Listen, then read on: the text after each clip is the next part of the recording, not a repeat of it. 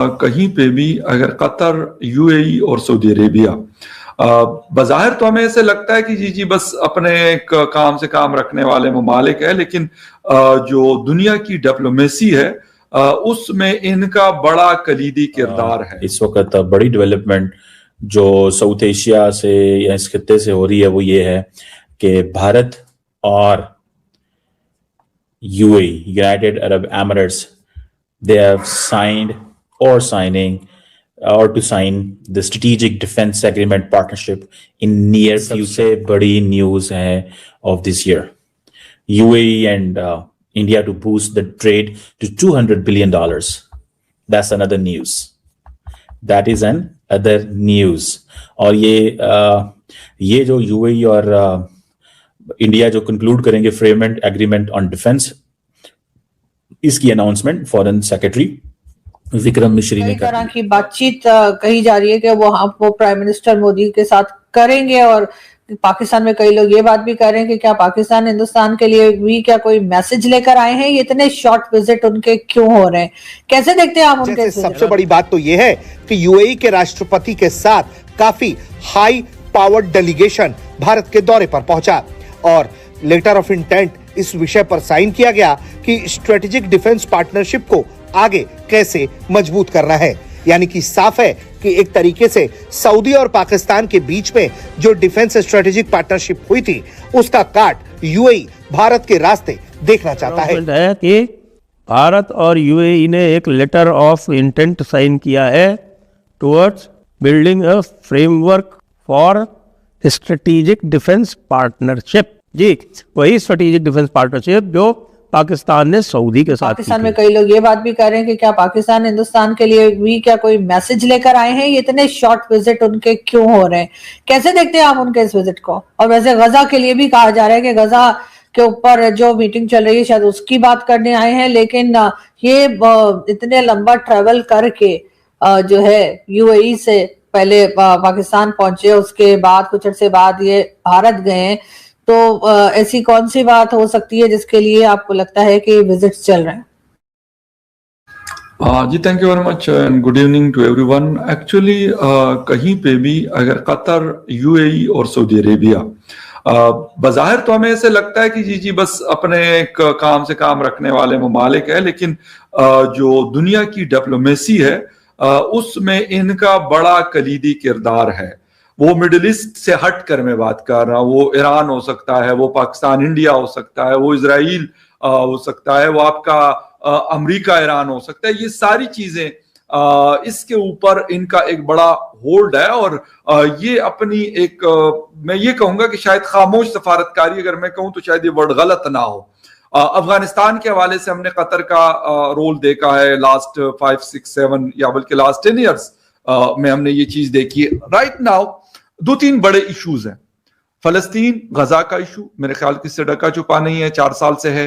Russia Ukraine जंग का भी है, लेकिन उसमें शायद मिडिल ईस्ट उस तरीके का रोल प्ले नहीं कर रहा। बट ईरान, अमेरिका में middle east, Saudi Arabia, UAE and Qatar and इसके साथ जॉर्डन वगैरह जो है, इनका बहुत बड़ा अहम रोल है और ये रोल प्ले करते भी हैं। लेकिन पाकिस्तान इंडिया के दरमियान भी जो मामलात है उसमें भी इनका एक रोल है। शेख ज़ैद अल नहयान साहब की बड़ी दोस्ती है नरेंद्र मोदी साहब से और बड़ा एक दूसरे को बाई कहकर वो लोग पुकारते हैं।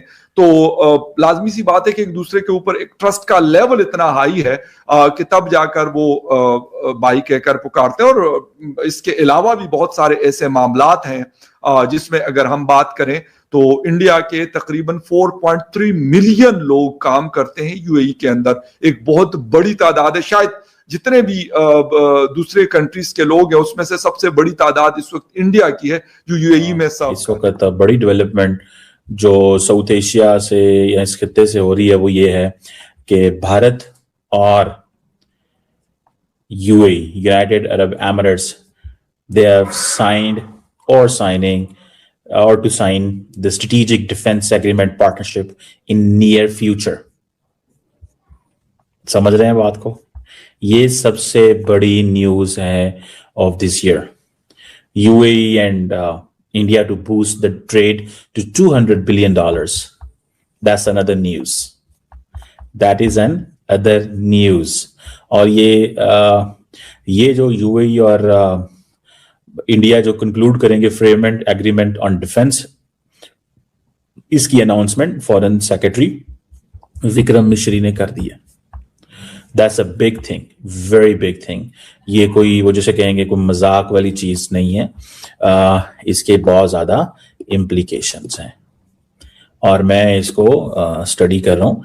और सबसे इंपॉर्टेंट बात मैं आपको बताता चलूँ, सिग्निफिकेंट चीज कि जो जॉइंट जो मीटिंग हुई है प्राइम मिनिस्टर मोदी की, जो प्राइम मिनिस्टर मोदी की मीटिंग हुई है, वो इंटरेस्टिंग उसमें चीज यह थी कि जो लीडरशिप है इंडिया की और यूएई की, वो उस मीटिंग में जो कुछ वो कर रहे थे, आपके लिए इंटरेस्टिंग बात है कि उसमें there was no one sitting other than the two leaders. There was no one sitting other than the two leaders. इन दोनों के दरमियान अलावा और कोई नहीं बैठा हुआ था. तो इससे आपको पता चलता है कि दैट वाज समथिंग सिग्निफिकेंट. ये एक सिग्निफिकेंट चीज है, आप इसको इग्नोर नहीं कर सकते. अदर देन दैट इसमें बातें तो हम बहुत जारी कर सकते हैं. आपको पता है थोड़ा अर्सा पहले पाकिस्तान और सऊदी अरब ने डिफेंस एग्रीमेंट किया था. अब ये जो डिफेंस एग्रीमेंट है, इसकी जो नेचर है वो कैसी होगी, ये एक सवाल है. क्योंकि पाकिस्तान और सऊदी अरब ने तो ये कहा था कि an attack on one is an attack on the other. An attack on one is the attack on other. ये पाकिस्तान और सऊदी अरब ने बात किया था.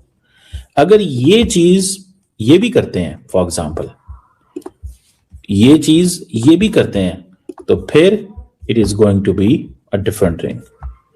ये एक डिफरेंट चीज जो है ना वो होने जा रही है. और ये आप देखें कि रीजनल ग्लोबल इश्यूज पे वो हमने कहते हैं बात की है, फोकस किया था, जो हमारा across trade, investment, defence, technology, people to people ties, ये सब कुछ. हमारे केस में ये है, हमारे तो आपको पता है यूएई के वीजे भी बंद हैं टू बी ऑनेस्ट. यानी कि हमारे लोग जो हैं वो they can't go to UAE. अगर आप 50 प्लस हैं and you are with the family तो you can go, otherwise this is not possible. ये आपके लिए मुमकिन नहीं है. दैट इज सिग्निफिकेंट चीज है, मैं इसको बहुत सिग्निफिकेंट समझता हूँ. नमस्कार दोस्तों, आज की बड़ी खबर, भारत और यूएई ने स्ट्रेटेजिक पार्टनरशिप की जो डील साइन की है वो पाकिस्तानी मीडिया के होश उड़ा रही है.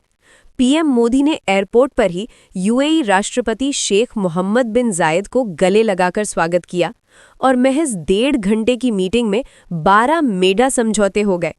व्यापार को $200 अरब तक ले जाने का टारगेट, रक्षा साझेदारी, अंतरिक्ष मिशन, एआई और सुपर कंप्यूटर, सब कुछ फाइनल. पाकिस्तान अपनी सऊदी डील का ढोल पीट रहा था जो महज 20 बिलियन की है, लेकिन भारत यूएई ने 10 गुना बड़ा धमाका कर दिया.